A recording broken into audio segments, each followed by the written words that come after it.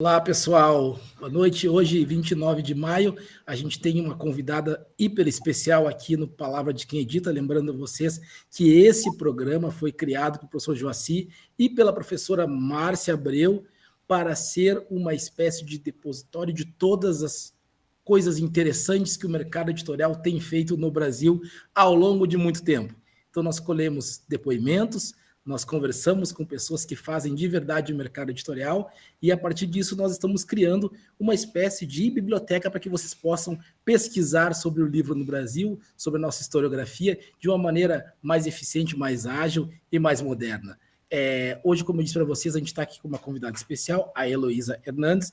A Heloísa, que tem um currículo extenso e é uma das nossas convidadas com maior familiaridade com a formação editorial. Em geral, a gente entrevista pessoas que aprenderam fazendo. No caso da Heloísa, é um pouquinho diferente. Ela aprendeu fazendo, claro, mas ela estudou muito, se preparou muito. Ela foi formada pela Universidade de São Paulo, pela ECA, temida ECA.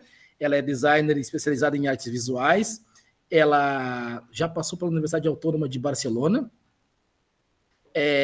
Também fez uma formação em gestão de projetos culturais pela USP, a temida USP também, já que se a ECA é temida, por que a USP não vai ser como um todo, né?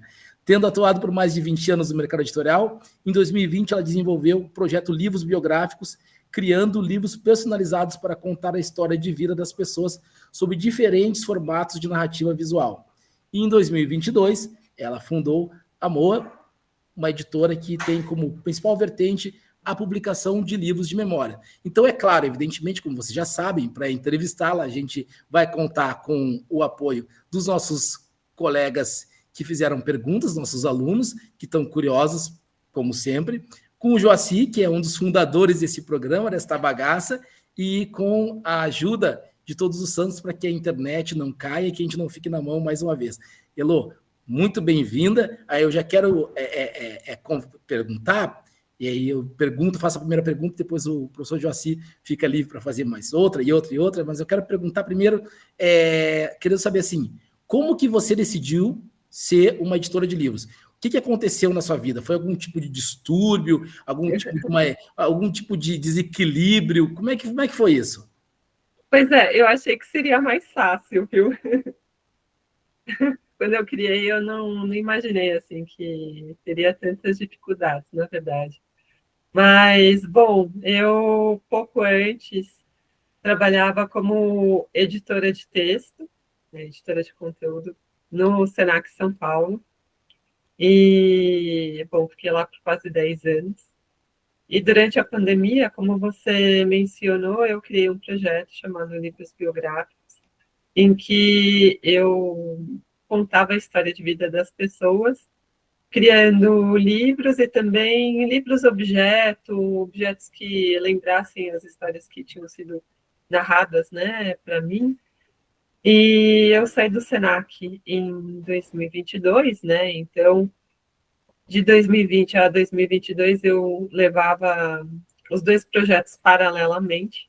Quando eu saí do Senac, eu pensei, então, que eu poderia criar uma editora para, de alguma forma, democratizar as biografias para um público maior, porque quando você faz um livro personalizado, contando a história de vida de uma pessoa, ilustrando página a página, é claro que o livro vai sair caro, né? Então, era uma caixa que era feita, às vezes com tecido importado, às vezes em couro, e cada página do livro, assim, era ilustrada, e aí vinha, às vezes, um segundo livro. Eu tenho até, por exemplo, mostrar aqui que eu tenho próximo, né? Por exemplo, aqui tem um livro, tem bordado e tudo mais, quer dizer, é todo um trabalho que acaba não sendo acessível, né, a todos. Então, num primeiro momento, quando eu criei a Moá,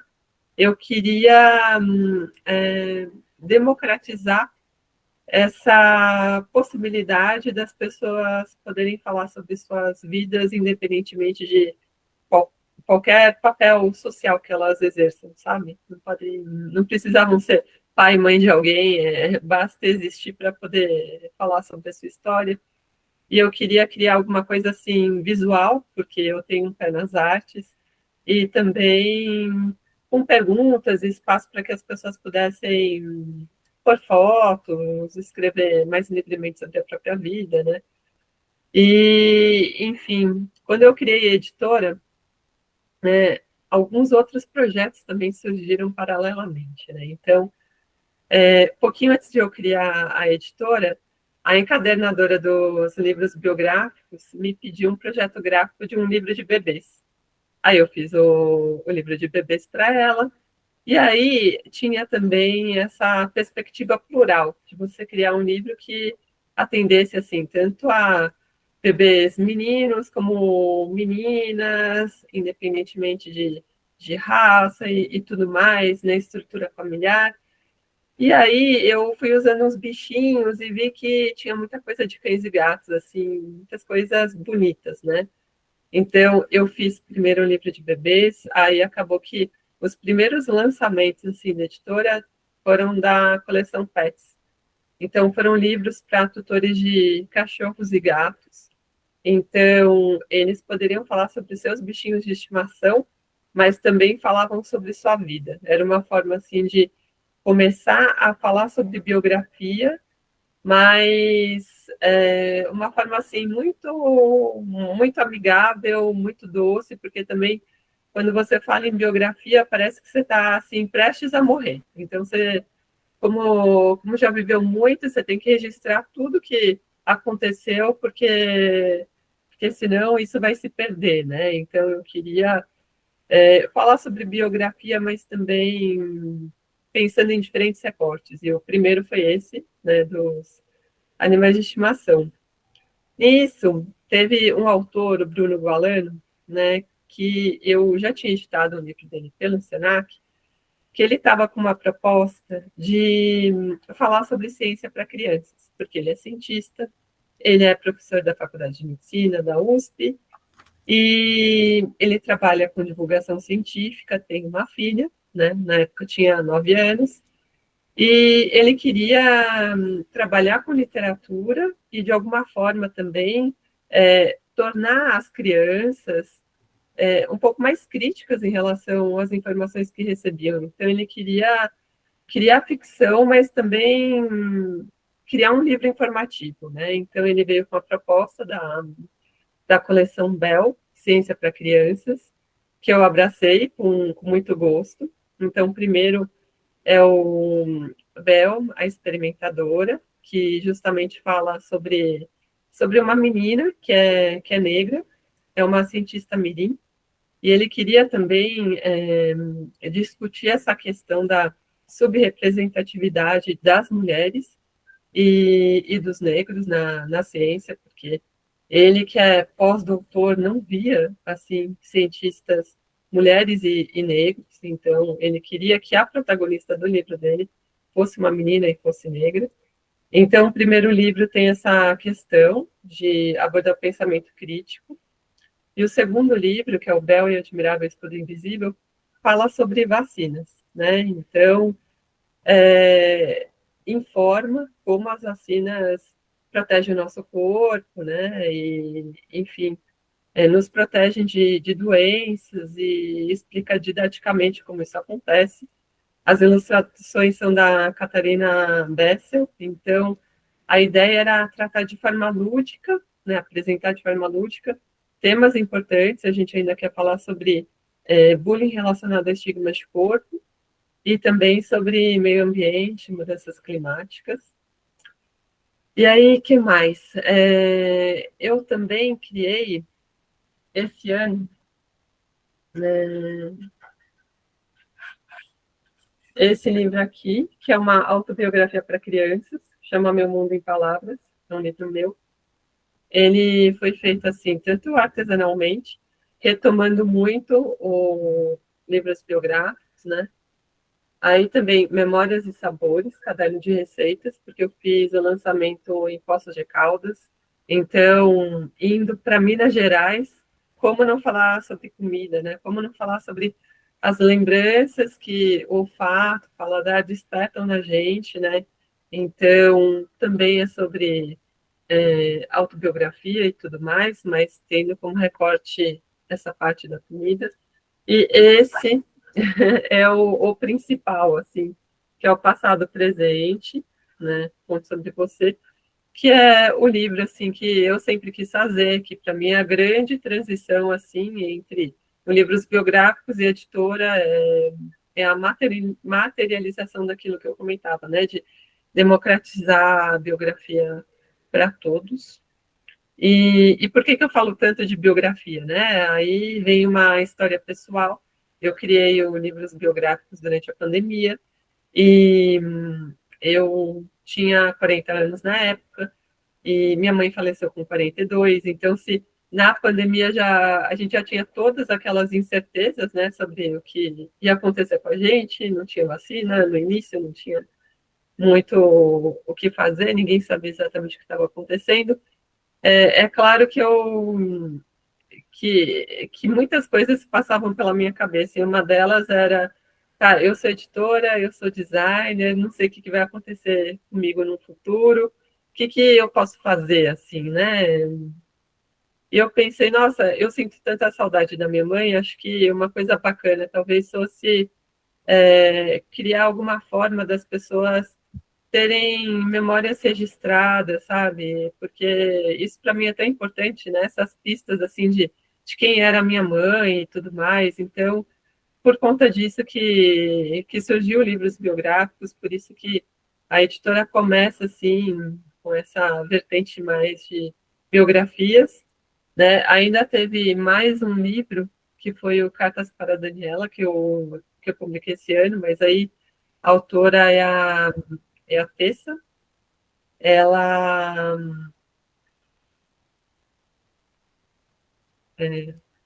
a Tessa, bom, a Tessa é psicoterapeuta, psicóloga, e ela justamente escreveu um diário contando como foi para ela a vida depois da perda da filha dela. Esse é um relato assim de um ano pós-falecimento da filha. Então, foi uma maneira de abordar o tema do luto, né? E o que mais? Também eu tenho uma papelaria, né, além da editora, e pela papelaria eu faço cadernos assim com impressão botânica, com folhas, flores, usando diferentes fixadores, tem fibra de bananeira, papel reciclado, enfim, uma série de materiais, né? Aí eu fiz um planner no ano passado, que é esse Diário da Calma, que é um planner de yoga, que tem como função, assim, não só trazer essa coisa de organização da vida, né, dos nossos compromissos, mas também tratar um pouco da saúde mental. Então, tem preceitos do yoga, tem práticas de meditação e, e respiração, foi escrito por uma instrutora de yoga e também por uma professora de... Bom, ela é triatleta, né? E que mais? Agora, nesse ano, eu estou começando a fazer os livros em inglês, né? Tem esse daqui, que é a versão do Experimentadora. O meu de autobiografia para crianças está em inglês também, a coleção Pets também. Agora, fui convidada para a Flip nesse ano, fiquei muito feliz, porque para uma pequena editora é uma grande conquista. E aí, eu acho que eu vou lançar 2 livros de poesia, né? Um que é de um músico, então vão ter as músicas e poemas assim dele, vai ter QR Code também, né, para que as pessoas possam acompanhar apresentações dele, que são muito lindas.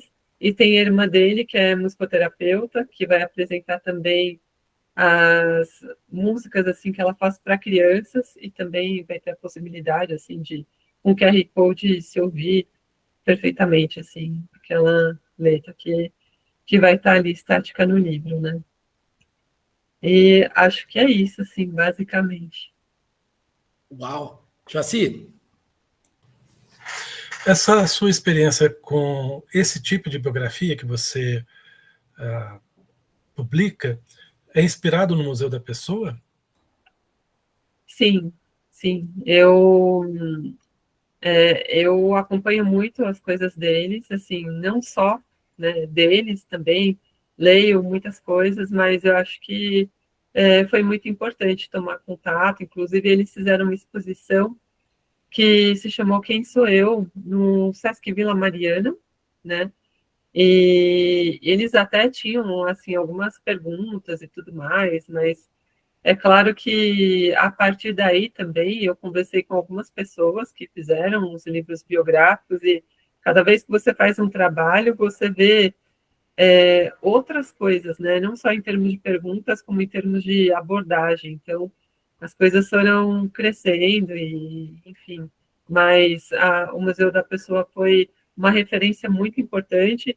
Inclusive, agora eles estão com curso de formação para produtores culturais, pessoas que de alguma forma trabalhem com memória, e eu quero fazer, sim. Agora, qualquer pessoa que procure a editora pode apresentar o projeto da biografia, ou é você que produz também o texto? Qualquer pessoa pode fazer isso. O que acontece com os livros biográficos é que, por exemplo, eu tinha um roteiro de perguntas, mas nos casos assim que as pessoas vieram conversar comigo, elas já tinham assim mais ou menos um texto. Teve uma autobiografia, uma pessoa que realmente entregou todo o texto pronto, e aí eu só criei o projeto gráfico, né, e pensei em livro objeto também, outras coisas, né. Aí teve uma outra pessoa, que era uma mãe de uma menina de 15 anos, que exatamente ia fazer os 15 anos durante a pandemia, então tinha questão de isolamento. Então, propus para ela que amigos e parentes escrevessem cartas a ela. Então, foram feitos 2 livros, um com os textos e ilustrações, assim, acompanhando, né? Então, pensei no projeto gráfico para esse livro. E teve um outro livro que tinha envelopes, em cada envelope a pessoa abria e encontrava a carta com a letra daquela pessoa e tudo mais, né? Então, eu até tenho aqui o livro, deixa eu ver se dá para mostrar bem, porque é bem bonito, assim. Ó, é um livro sanfonado, né? Quer ver? Quando, quando você abre, não sei se dá para ver, é o envelope. Então, é uma sequência de envelopes, né? Foram uns tantos envelopes. E a pessoa recebeu uma caixa, assim, com esses 2 livros. Quer dizer, para ela foi super significativo, e eu vi, assim, que era algo muito, muito emotivo, muito importante. E então, teve essa parte, assim, das pessoas trazerem o texto, ou de alguma forma, delas mesmas fazerem algo colaborativo, né, como esse projeto das cartas. E tem o que eu estou trazendo, assim, pela editora, que é, por exemplo, esse daqui, né, que é um livro, que é uma autobiografia, e aí vem... Ai, deixa eu ver. Não sei se dá para mostrar aqui. Abrir aqui algumas páginas.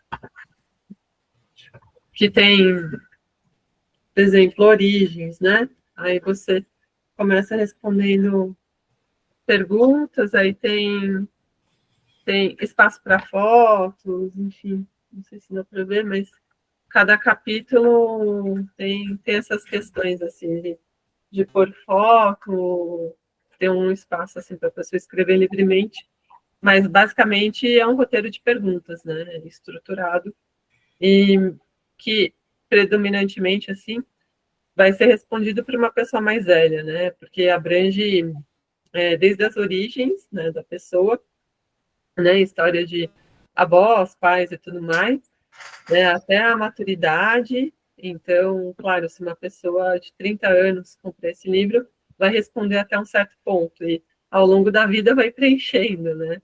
Uhum. E é isso. Então, tem hoje os 2 formatos assim, possíveis. Eu também faço álbuns, faço projetos artesanais, sabe? Então, às vezes as pessoas vêm com fotos e me perguntam se eu faço álbuns, eu faço. Agora, a tiragem dos seus livros deve ser muito pequena, não? O processo é artesanal, o processo de produção, ou você imprime em gráfica também, como é? Tá, eu estou fazendo as duas coisas. Por exemplo, esse livro, né, ó, eu tenho uma versão que é artesanal e eu tenho outra que é em gráfica, né?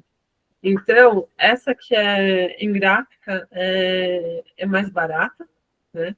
É mais acessível. E a artesanal, ela é mais cara e também mais robusta, no sentido de ser capa dura e, enfim, costurada à mão, né? Então, tem outro cuidado. Então, a pessoa escolhe, né? O que ela quer, assim.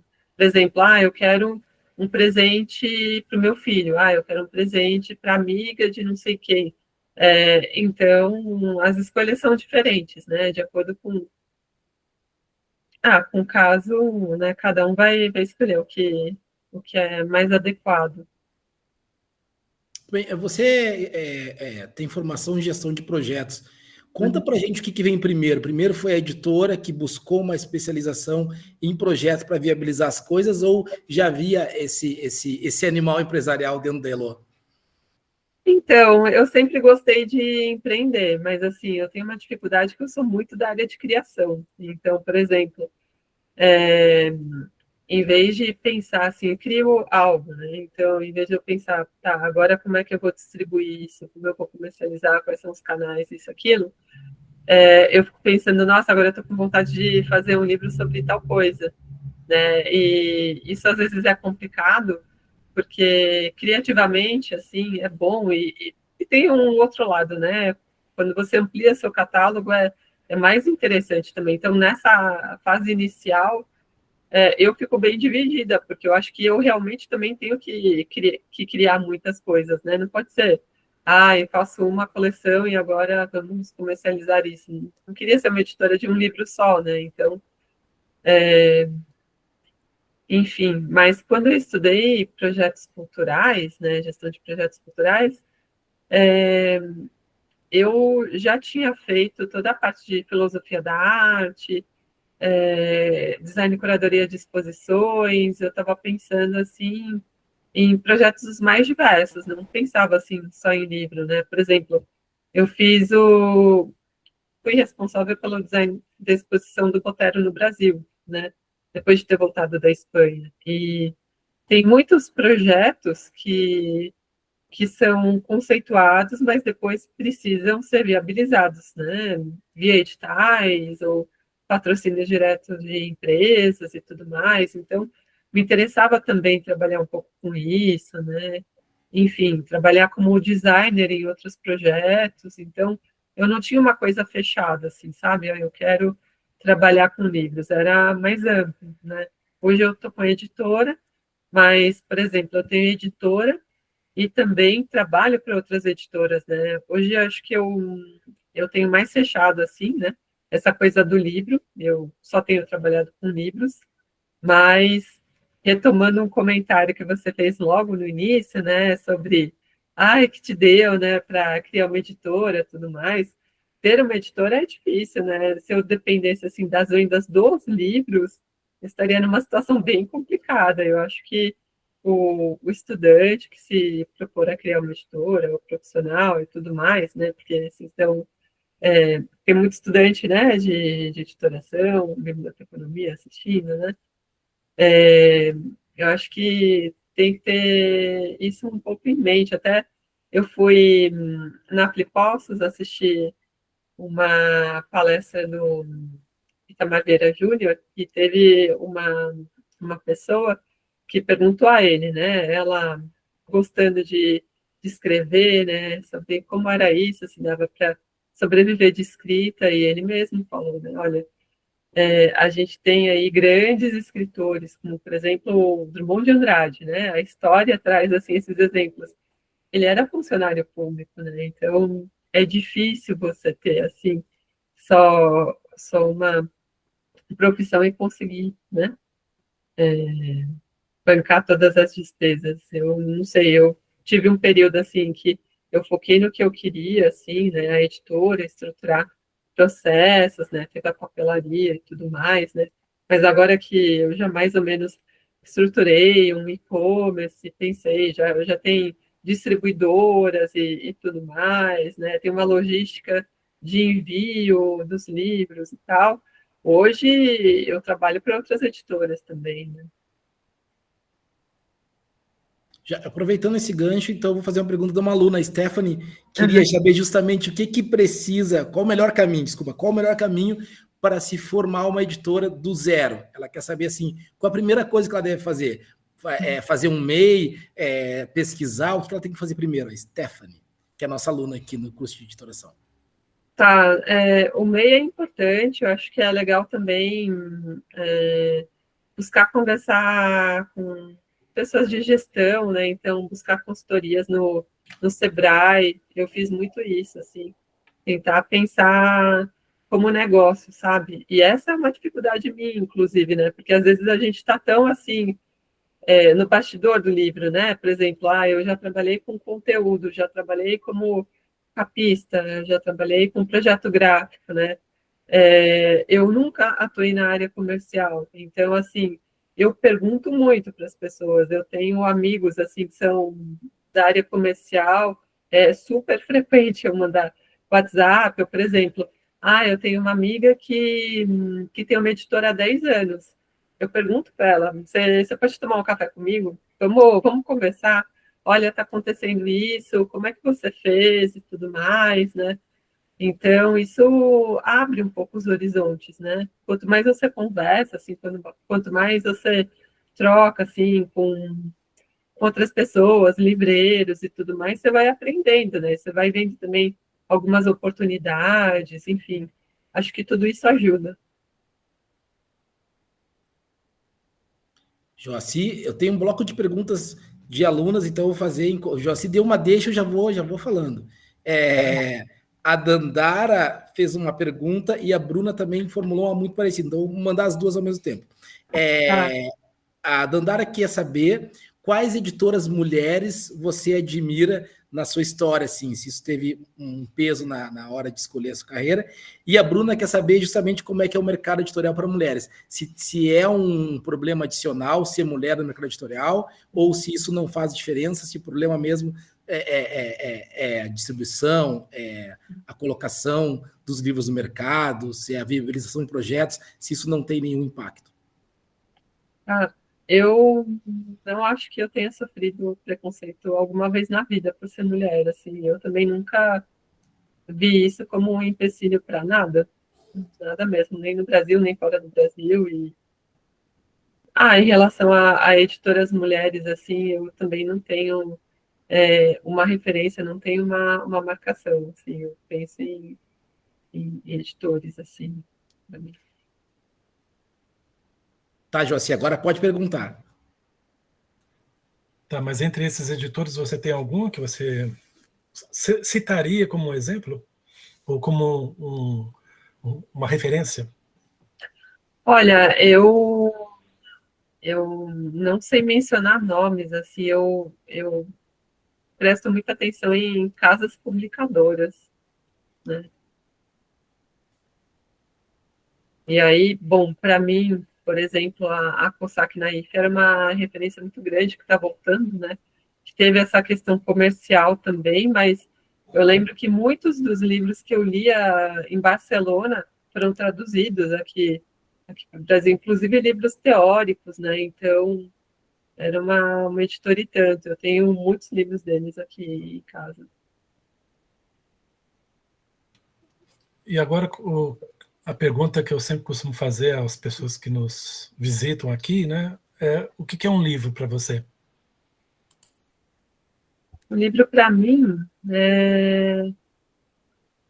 bom, tem a questão do legado, eu acho que eu penso assim muito no editor como mediador cultural, né? Eu acho que tem o autor que vem com uma história, vem o editor, assim, tentando transmitir isso para o leitor da melhor forma possível. Eu acho que o livro pode promover muitas transformações, assim, em termos de educação, cultura e tudo mais. Então, tem esse papel, né, de ter uma tradição, de documentar, né, uma cultura e tudo mais, né? Acho que para mim é um pouco de tudo isso. Elô, recentemente o Luiz Schwartz estava no Roda Viva e ele falou que o futuro estaria nas pequenas editoras. Como é que é a relação de uma pequena editora com os grandes grupos editoriais? Eu não sei se o futuro está nas pequenas editoras. Na verdade, o interessante é que a gente traz o que talvez não seja pensado só como negócio, né? Porque acho que as grandes editoras têm isso, né? O que vai emplacar, o que vai gerar lucro e não sei, eu acredito que as pequenas editoras acabem trilhando outro caminho, né? Do que elas querem publicar, né? O que vem sentido e tudo mais. E é claro que, por exemplo, eu fico pensando assim, né, que a pequena editora, para chegar nas distribuidoras, eu lembro que, nossa, foi difícil, né? E quando eu deixei os livros nas distribuidoras, agora mudou tudo. Não mudou tudo. Então, as grandes editoras, os grandes grupos editoriais têm uma força comercial que a pequena editora não tem. Então, não sei. É complicado. Chegar à Amazon também é outra questão. Então, é difícil, né, dizer que as pequenas editoras são o futuro. Não sei. A gente tem que nadar muito, assim, né, para conseguir estar no mercado, enfim. E qual que é o seu critério de seleção dos livros que você publica? É certo que você já esboçou, mas como é que você diz, quando é que você bate o martelo e por que você bate o martelo em relação a um projeto e não a outro? Porque certamente você deve recusar também, não? Bom, a editora existe há pouco tempo, né? Então, num primeiro momento, eu queria publicar algumas coisas assim relacionadas aos livros biográficos, né? Eu conhecia o Bruno Gualano, ele trouxe esse material. Eu tinha uma amiga, e tenho uma amiga que é instrutora de yoga, triatleta, tudo mais. Então, eu a convidei para desenvolver o planner de yoga. Aí uma amiga me apresentou uma autora que é a Tessa. Então, achei interessante, achei que tinha a ver, né? Por exemplo, agora eu quero publicar poesia. Por eu trabalhar na área editorial há um tempo, eu conheço algumas pessoas que eu gostaria de fazer alguma coisa com elas. Então, acho que nesse primeiro momento, são as pessoas mais próximas a mim, né?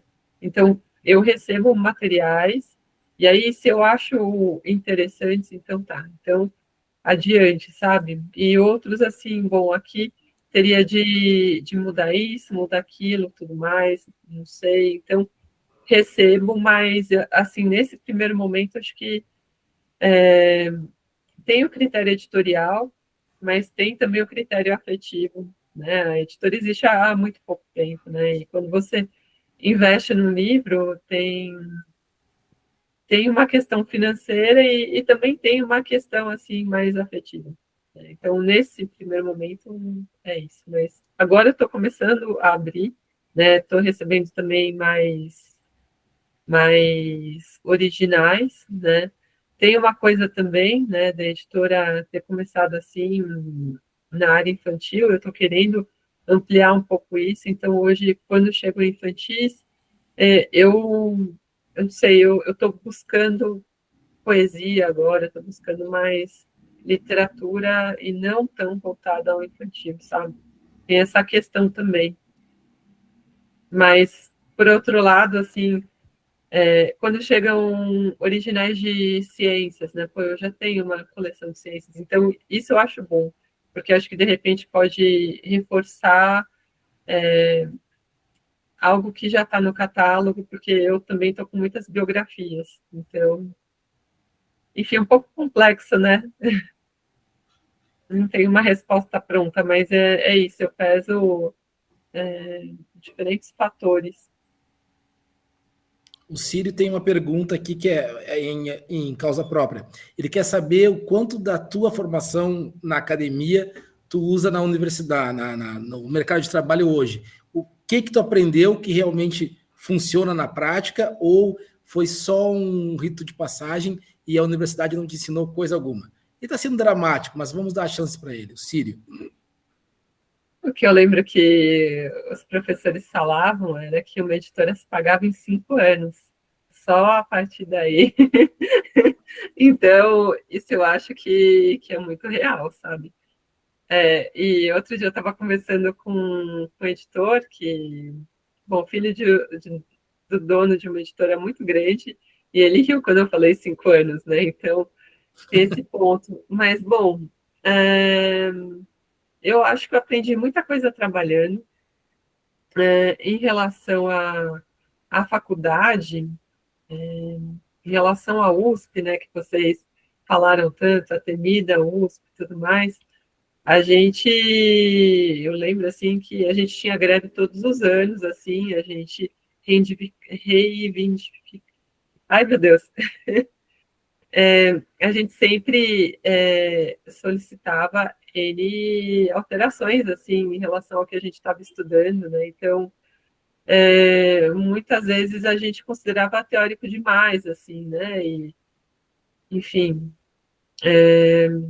não sei quantas reivindicações foram realmente aceitas, né? Então, eu acho que, bom, é importante a gente ter uma teoria, mas acho que, de certa forma, a gente ficava um pouco, às vezes, afastado assim, do que era o mercado. Por outro lado, quando eu trabalhei com o Ricardo Assis, ele era uma pessoa assim que comprava muitos livros, assim, e a gente estudava muito, sabe? Então, eu acho que, e mesmo na USP, assim, quando eu trabalhei no portal da USP, eu lembro que eu tinha uma chefe, que era também professora, e uma das tarefas, assim, era ler alguns livros, né? Então, olha, usabilidade e tudo mais, tinham coisas em inglês. Então, nos meus trabalhos, eu acabei lendo muito, tendo de estudar muito também, né? E acho que isso complementou muito a formação, né? Mas também devo dizer que, tanto na faculdade como nas especializações, acho que a gente sempre se queixa do que a gente está estudando. A gente sempre acha assim, que devia estar estudando alguma outra coisa, né? Mas, enfim, acho que na faculdade que eu fiz, durante o período que eu estudei, né, considerando a grade curricular e tudo mais, talvez minha queixa fosse essa, assim, de ter uma distância muito grande do mercado, né? Então, acho que isso é ruim, né? Já que você falou da COSAC e a gente falou de livro e preço de livro, qual a tua opinião sobre as leis ou projeto de lei para controlar ou para tentar dar alguma dinâmica mais saudável para o preço do livro no Brasil, a Lei Cortez e outros projetos? Você é a favor, é contra? Assim, como você enxerga isso como editora? O que essas leis, assim... Pensando num preço base de livro. Todas as livrarias vão ter, por exemplo, que colocar, pelo menos no primeiro ano de lançamento do livro, este livro sob o mesmo preço, todo tabelado. Você acha que isso ajuda, isso atrapalha, pensando na Amazon e os grandes descontos das mega stores? Acho que isso ajudaria, porque, por exemplo, o que acontece é que a gente estabelece um preço de capa, né? A gente tem essa liberdade de estabelecer o preço de capa. Aí, a distribuidora, para uma editora iniciante, pede uma comissão de 55%, 58%, 65%, que já é um absurdo. Aí, chega a Amazon e vai comprar livros dessa distribuidora. E aí, tem um desconto para a Amazon. Então, acontece assim, por exemplo, aconteceu comigo. Eu tenho um livro que eu vendo a R$64, a Amazon vende a R$25. Quer dizer, aí chega um pedido da Amazon, com zilhões, assim, por exemplo, eu quero comprar 300 exemplares, né? Na verdade, ela não quer comprar, ela quer consignar. 300 exemplares. Aí ela fica com esse montante. Se eu for numa feira e tentar vender o meu livro a R$ 64, se alguém pegar o celular e, não, pera, mas na Amazon tá 25, eu vou comprar na Amazon, né? Então, é complicado, porque, por um lado, você consegue, né, se a Amazon vender, então você acaba recebendo por essa venda e você estipulou a sua margem, mas, por outro, a Amazon te tira do mercado, assim, no sentido de que conseguir, né, vender alguns exemplares, mas nunca mais eu vou poder oferecer o livro que eu fiz àquele preço, né? E aí ficam aquelas pessoas dizendo, não, mas seu livro tem que estar na Amazon, né? Você precisa vender para ele, você não pode, não vou vender, mas por outro lado, tá, mas eu estou desvalorizando totalmente o meu trabalho. O que eu faço, né? Então, eu acho que essas leis poderiam ajudar, sim, né, nesses casos. E aí, acho que caberia às editoras também terem uma consciência de não estabelecerem preços, assim, exorbitantes para que a população possa pagar, né, pelo livro, né? Os debates sobre inteligência artificial na edição chegam a te incomodar, porque o formato da tua inserção ele é bem específico e aparentemente não seria afetado por inteligência artificial, já que você faz um trabalho bastante autoral, assim, bastante quase artesanal, como o Joaci falou. Chega a pensar nisso, assim, se preocupar com inteligência artificial na edição, é um tema para ti, assim, tu acha que assim, é um risco, que daqui a pouco a gente não vai ter mais tradutor e a cadeia toda vai ser destruída com capas geradas por computador e coisas do gênero? Tá, eu sou capista também, né? Já trabalhei com isso e eu não uso assim inteligência artificial para isso. Inclusive, já me procuraram trazendo livros, né, com texto e imagens em inteligência artificial e pedindo para eu criar algo a partir disso, né? Como que dizendo, olha, eu quero publicar, mas não quero publicar com inteligência artificial. Também já aconteceu assim de, por exemplo, eu acho útil a inteligência artificial para otimizar processos, mas assim, na área de texto, por exemplo, eu jamais faria uma edição com uma inteligência artificial, ou, por exemplo, como posso melhorar essa tradução, né? A inteligência artificial me disse isso, então eu vou fazer isso. Isso para mim não existe. Agora, o que eu uso, por exemplo, eu vou divulgar uma obra. Então, eu tenho um texto, eu criei a sinopse, qual é o texto mais comercial, qual é o tom de fala mais adequado. Nesse caso, eu acho que a inteligência artificial pode ajudar. Mas, assim, em termos de vou editar um livro com inteligência artificial, seja na tradução, seja na produção de texto, assim, eu não acho válido. Primeiro, por valorizar assim, o papel do autor, o papel do designer, do tradutor, e também, pensando assim, num critério editorial propriamente, o texto produzido pela inteligência artificial precisa sempre ser avaliado. Tem muita repetição de palavras, às vezes você precisa ver se o sentido foi mantido, sabe? Não dá para aceitar.